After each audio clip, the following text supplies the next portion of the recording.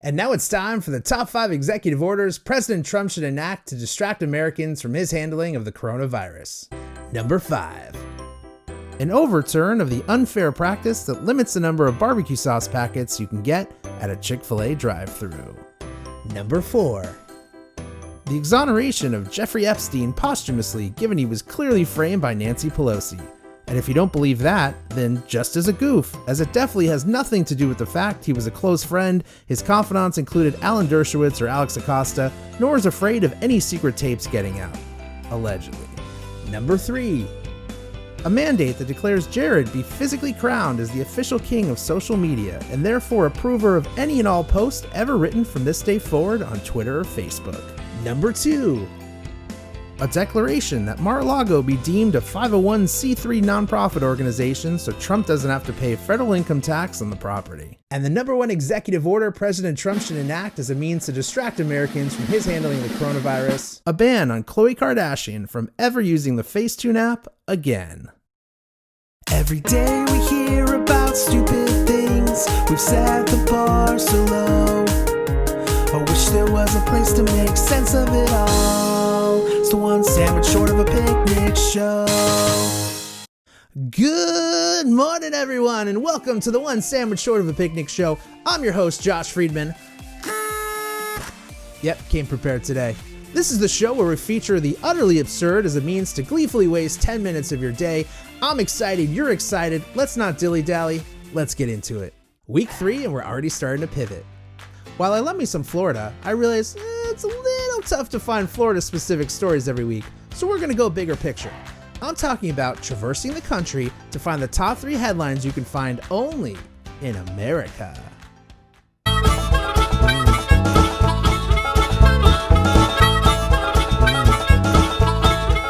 Here we go. Oh, here's one. A man who wore a watermelon on his head while stealing from a convenience store has been arrested.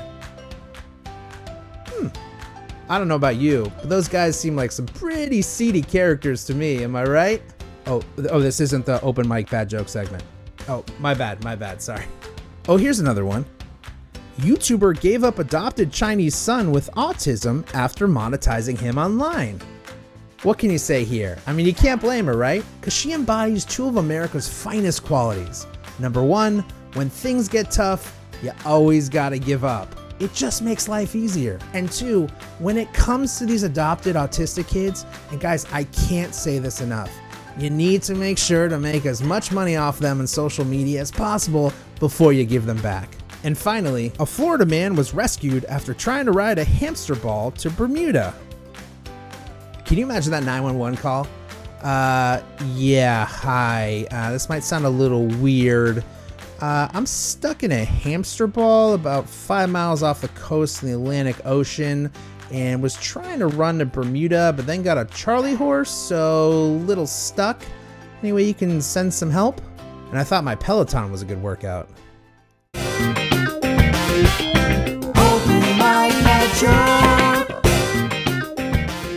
So I bought some shoes from a drug dealer. Not sure what he laced them with, but I was tripping all day. Uh-oh!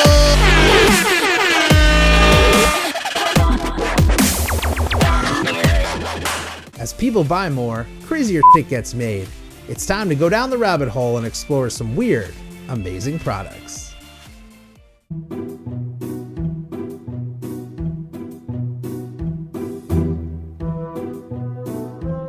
This week, meet the Inflatable Sloth float.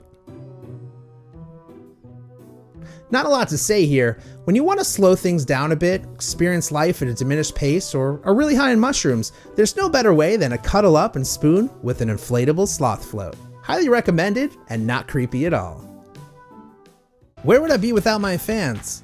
I don't have any yet, but a guy can dream. With that said, let's open up some viewer mail in a new segment I'm calling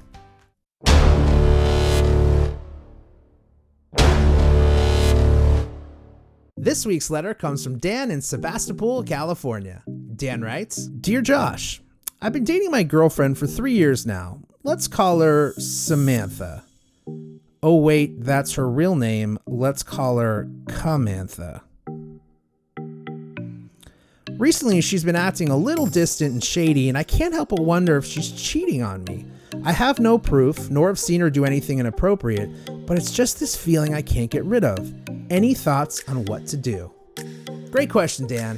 What I would recommend in this situation is you always want to get ahead of it. What do I mean? If I were you, I would go out and proactively cheat on her and make sure she finds out about it. Why? Because then you flip the script, right?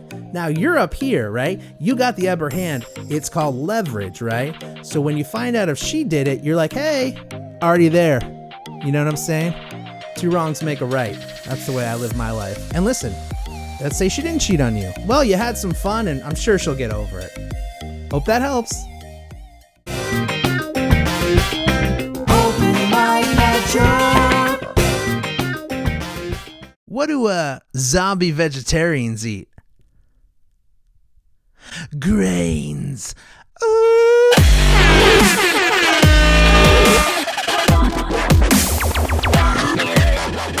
We did it. Made it through another episode. Everyone deserves a trophy. Thanks so much, guys, for watching. If you like what you saw, please give me a like and share with your friends. And most importantly, subscribe to the channel, because Daddy needs some subscribers. And turn on notifications. I'm going to be dropping new videos every Monday morning, so hope to see you there. And as always, keep it real on the streets.